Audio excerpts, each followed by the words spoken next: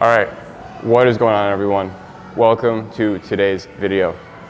So by the title of this video, you can see that we are going at a hot topic today, talking about deadlifting and why I think everybody should deadlift.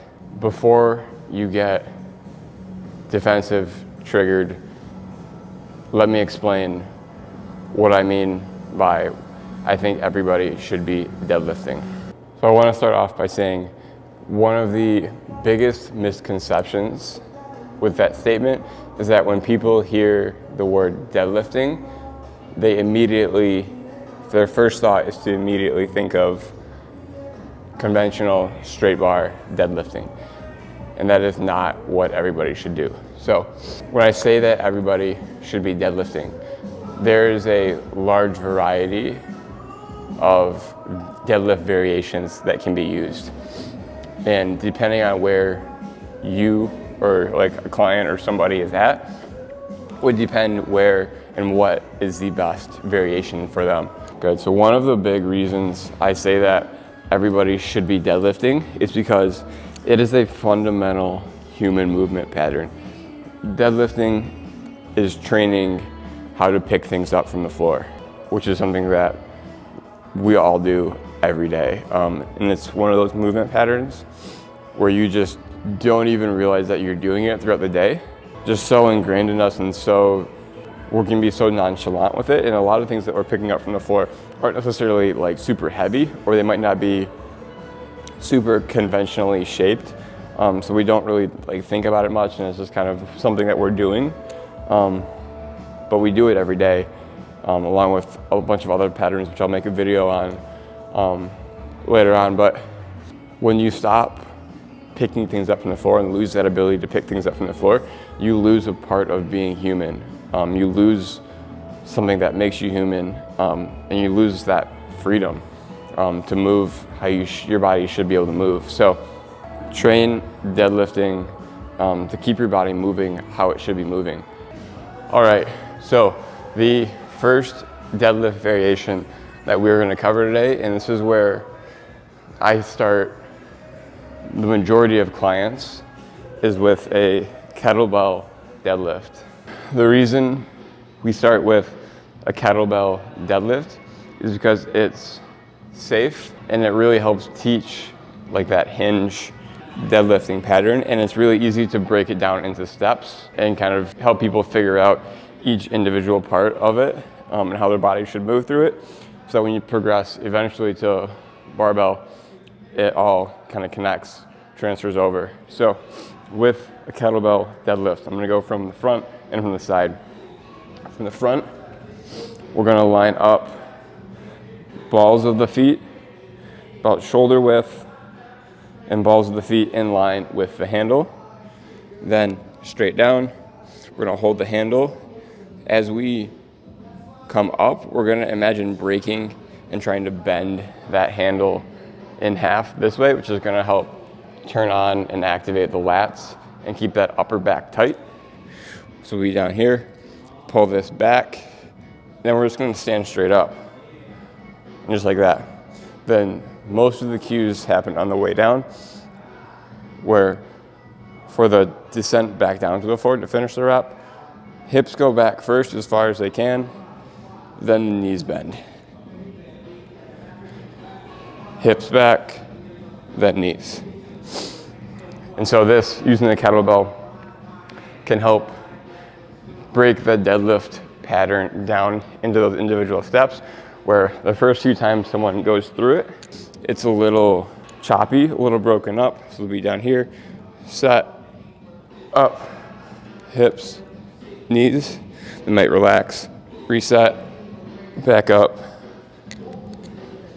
And it looks a little choppy, but as they go through it more and more, it starts to flow, and it gets a little bit better. The first deadlift variation someone should start at, kettlebell deadlift. So the next variation of deadlift that you would progress to after kettlebell deadlift is a trap bar deadlift, sometimes also called hex bar deadlift, really interchangeable.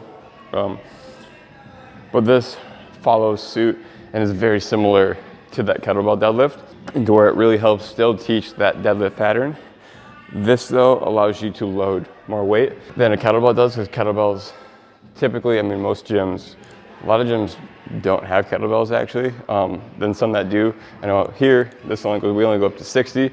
Most gyms, I would say, probably really only go up to about 80-ish. Very few go heavier than that. And so trap bar deadlift is a good next step because it uses obviously the same mechanics kind of, loads the weight much more friendly to the spine and the body. But then also you can load it heavier than a kettlebell. So similar to this, we go down, we grab here. With this, it's a little bit harder to engage the lats just because we're not in that front position and we're not trying to break this way. But we still are here. What I tell people is to kind of tighten their upper back, pull the shoulder blades back, then we stand straight up. Then going back down, it's the same idea as the kettlebell. Hips go back first, then the knees. Hips, knees. And so this is, like I said, the next step after that kettlebell deadlift. The one thing that can happen that you should look out for and try to avoid with the kettlebell and with this is squatting the weight, just because of how it's being loaded. It can be easy to kind of keep the body upright and kind of just go up and down this way, where here, I'm not really getting much of that hinge. When I turn to the side this way, we'll go back down. So if you're squatting it from the side this way, you'll be able to see back stays upright. We're moving straight up and down versus using a hinge like we want to with a deadlift. We'll be here, back tight, up, hips back, your knees. You can see that my chest gets much more perpendicular or much more parallel to the ground and not as perpendicular as when I was squatting it. So next step for deadlifting after kettlebell, hex bar or trap bar deadlift. So third in the progression list of deadlifting is a Romanian deadlift. RDL, stiff leg deadlift is also sometimes what it's called. But this is the first one with a barbell that I moved to. And so really being fully honest, this is one that you could do ahead of the kettlebell and the trap bar deadlift. And occasionally I do move this ahead because the stiff leg Romanian deadlift really focuses on that hip hinge, and it leaves out the knee portion of like that final part going to the floor. And so occasionally, depending on the client I have, if they're having a difficult time kind of grasping that hip hinge motion, and for some reason they really just want to squat the weight, I'll jump over those two to this one to really try and work on and hone in that hip hinge motion so that then we can kind of step back and go to the kettlebell or the trap bar and start loading that heavier and work that full deadlift range of motion. Typically, this is the third one, because I want to work on that full motion first, and then we'll start going to a barbell and loading up weight on a barbell, because then this obviously transfers into then using a barbell from the floor. So for the stiff leg deadlift, ideally also you would do this one off of a rack, because if you're setting it up on a floor and picking it up, you're just doing a deadlift already. So ideally, you start this off of a rack so it's already at a good height. But we'll grab about shoulder width, and then we're gonna do that same motion that we've been just doing at the hips and just leave out the knees. So we're pushing the hips back as far as we can. And we're just going down in this motion until we get a stretch in the hamstrings and the back of the leg. So for me, push the hips back, back, back. Right about here is where I get that stretch in the back of my leg. Then we're back up. Good. And as we go through this also, we still want to go back to that cue with the kettlebell deadlift, where we're imagine kind of breaking it in half. So we got the bar here. We're going to try and kind of bending it that way to get the lats turned on and keep that upper back tight. So again, we go through it here. We'll step back about shoulder width. We're imagining breaking here, breaking that bar, keeping the upper back tight, hips go back, right till we get a stretch, then back up. Upper back tight, hips back, stretch in the back of the leg, back up. So, third in the deadlift progression list, Romanian deadlift, stiff leg deadlift. So then, naturally, to finish off the progression list is going to be deadlifting from the floor. With my clients, I really teach just conventional deadlift. I don't really go much into sumo. I don't do much floor deadlifts unless I've worked with someone for a long time and I know that their core strength and deadlift, like hinge pattern form, is like locked in. Then I'll go to the floor.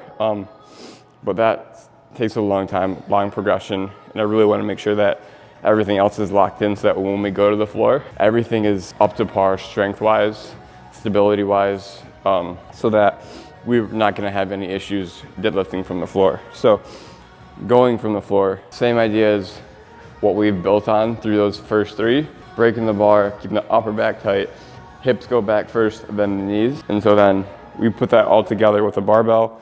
We're down, get it lined up, try and break the bar, keep the upper back tight. We go straight up, going back down, we're sliding that bar down the front of the thighs.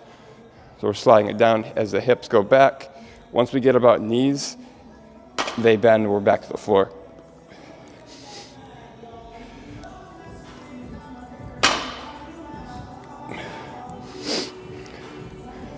And so, with this being the last exercise in that progression list, obviously, as we just said, it puts all those cues together and is the final piece that you've been building towards with each of those first two. So it's really important. Deadlifting, if you are new to working out, new to training, new to just deadlifting, even if you've been working out for a while but you don't really have any experience deadlifting, start with the earliest progression in that list that you can before you go to a floor or a deadlift from the floor. You can use kettlebells. If you have kettlebells in your gym, use them. They are great for starting off with deadlifting to really teach that pattern. And depending on the weight that they go, you can go fairly heavy while keeping it safe. Same with the trap bar. Love the trap bar. That is what I use the majority of the time I work with clients, is a trap bar, just because that loading the weight on the sides here instead of in front here, on the sides here, does wonders to protect your spine while still letting you train that hinge pattern heavy. It takes a little more mental focus to keep that hinge pattern moving when you're using a trap bar, because it can be super tempting to squat it, but that is what I use most of the time. If your gym has a trap bar, use a trap bar for a good portion of it, and then move to a barbell if you need to. Really, like, barbell really should only be used if you're kind of going to be doing like powerlifting, CrossFit-ish stuff. Some athletic movements can start with this, especially if like you do athletic stuff. Power cleans kind of can start there, go up. So there are some uses for it. Also, I mean, some people just enjoy it. So also that's kind of why I do it a little bit. It's just because I enjoy deadlifting. Those are the 4 progressions of deadlifting that everybody should fall into, like, one of those. So hope this video was helpful in clearing up why I think everybody should be deadlifting and how I think everybody should be deadlifting. Make sure to give this video a like. Drop a comment below your thoughts on deadlifting. I'm curious to kind of get some feedback on that. I'm sure the comments aren't going to be very agreeing with what I think, but deadlifting is important to people, us as humans. It's a fundamental movement, as I said. And so once you stop deadlifting, once you stop picking things up from the floor, you lose a lot of your freedom in life to move and really just be human. So train those fundamental patterns, train deadlifting in some way. All the YouTube stuff with the video, like, comment, subscribe to the channel, and I'll catch you guys in the next video.